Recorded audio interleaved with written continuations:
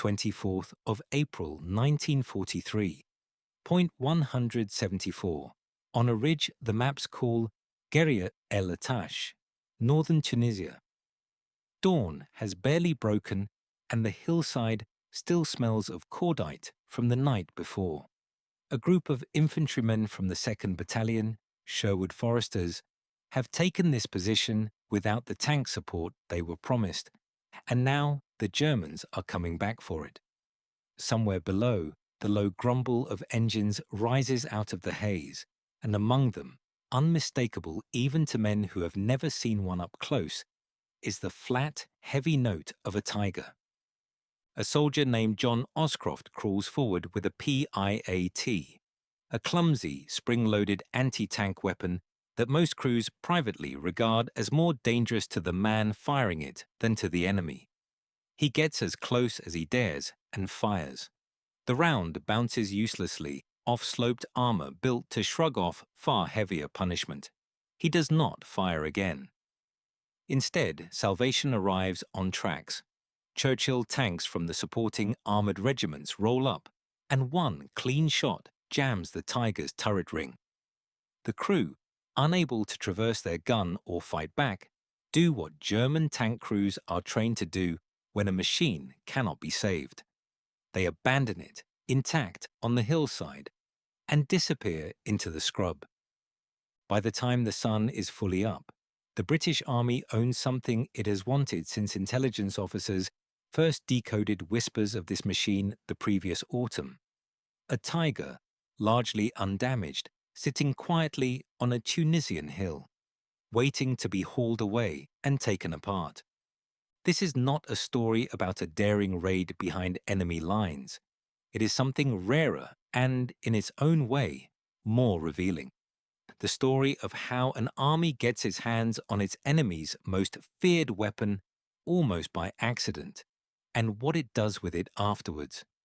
Because capturing a Tiger was only ever the beginning. What came next would shape how Britain understood, feared, and eventually learned to beat the most dangerous tank of the war. By early 1943, Allied tank crews in North Africa had a problem that no amount of courage could fix. Reports of a new German tank, one that shrugged off the standard 6-pounder gun and could kill a Sherman or a Churchill from well beyond the range at which those tanks could reply, had been filtering back to London since the previous September. Nobody in Britain had actually examined one. Everything the War Office knew came from fragments, decoded signals, aerial photographs, the shaken accounts of crews who had survived an encounter, and the far larger number who had not. The tank in question, the Panzerkampfwagen 6, weighed roughly 57 tons, nearly double a Churchill, and carried an 88mm gun, adapted from the dreaded anti-aircraft piece that had already earned a reputation against Allied armor in earlier desert fighting. Against that gun, the frontal armor of a standard Sherman or Churchill might as well have been cardboard.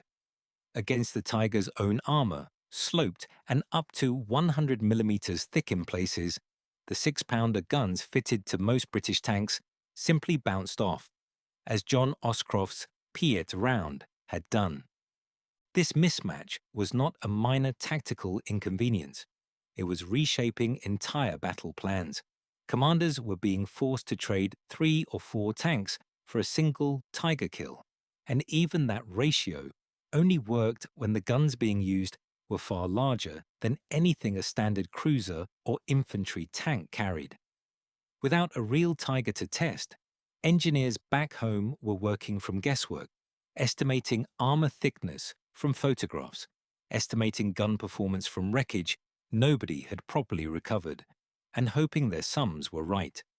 Every gun upgrade, every new shell design, was a gamble made in the dark.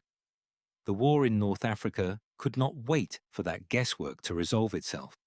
Somebody needed to bring home the real thing, intact enough to be measured, shot at, and driven, before more men died finding out the hard way what it could do.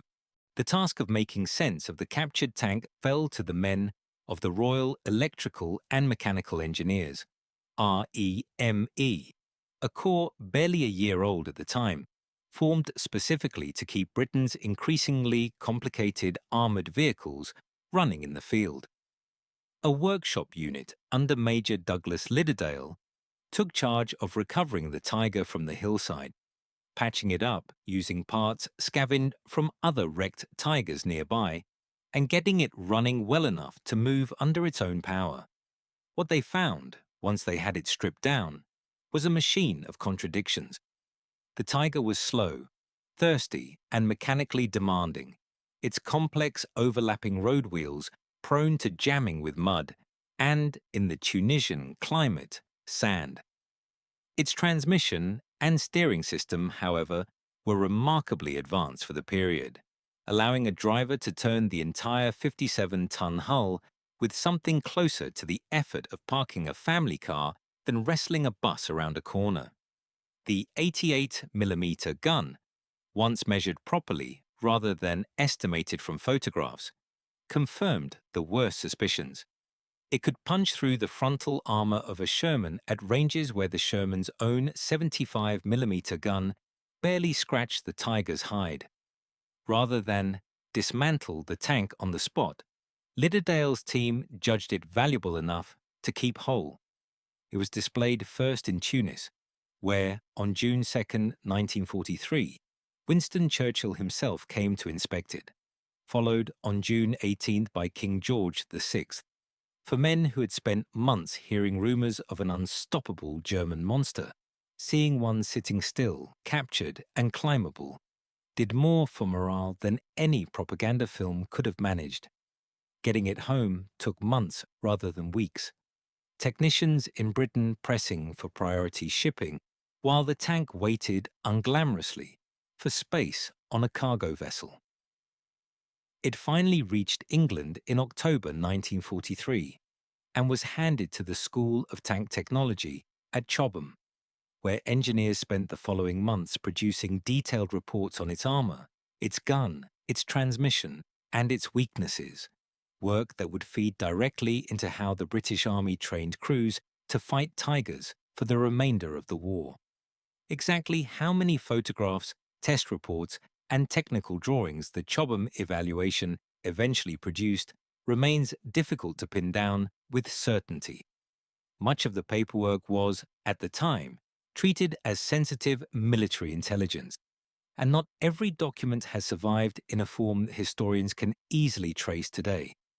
What is documented is the substance of the findings: precise armor thickness at multiple points on the hull and turret, muzzle velocity figures for the 88mm gun, and practical recommendations on exactly where a British tank needed to aim, and from what range, to have any real chance of penetrating the Tiger's front. There is even a small mystery folded into the tank's own history. For years, the official account held that this particular Tiger had been captured a few days earlier and a few miles away, at a position called Jebel Jaffa. It took a chance visit in 2019 by a man named Dale Oscroft, who recognized the tank from a story his late father, John, used to tell about Point 174 for the museum to revisit its own records. Cross-referencing photographs and unit diaries confirmed the son's account. This was the Point 174 Tiger, after all, not the Jebel Jaffa one. It is a reminder of how much of this history still rests on fragile threads, family memory, a faded photograph, a diary entry, rather than a single tidy official record. If you are finding this interesting, a quick subscribe helps more than you know. It is worth putting Tiger 131 alongside the other ways Tigers ended up in Allied hands, because the contrasts are telling.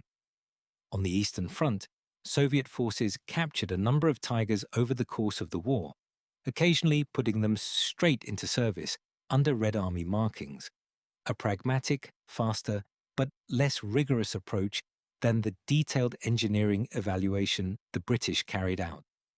The Americans, for their part, never captured an intact tiger of their own in this period, relying instead on shared British intelligence and later encounters in Italy and France to build their own understanding of the machine.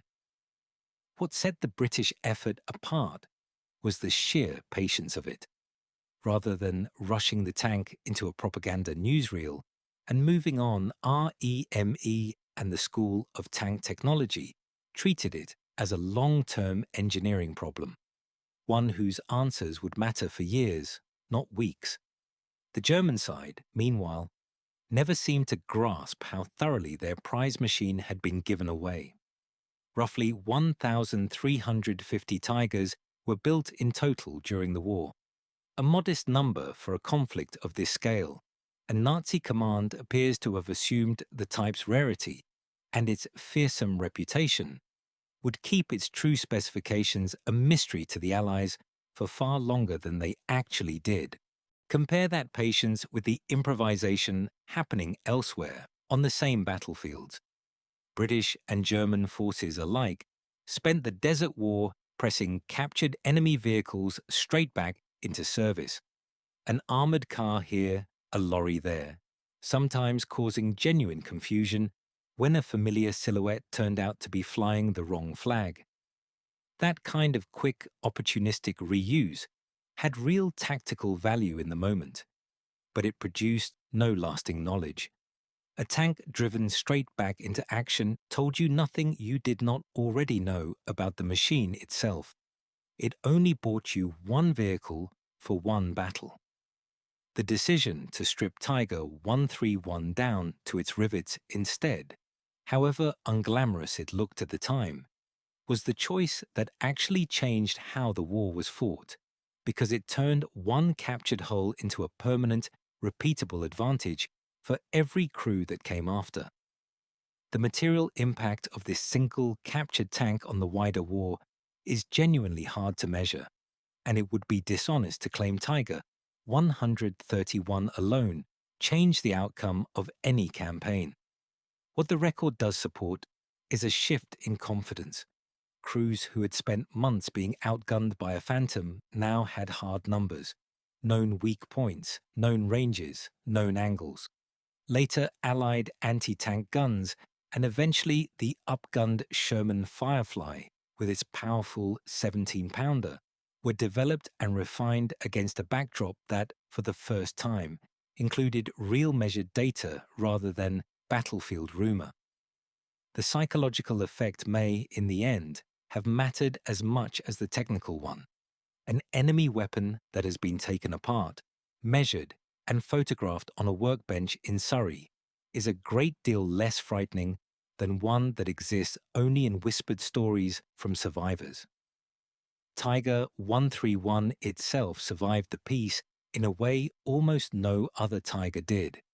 It passed to the Ministry of Supply in 1951 and eventually found a permanent home at what is now the Tank Museum in Bovington, Dorset, where meticulous restoration work over subsequent decades returned its engine to running order.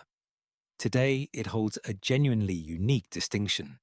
It is the only Tiger I tank left in the world still capable of moving under its own power, occasionally demonstrated to visitors exactly as it once demonstrated its capabilities to engineers 80 years ago.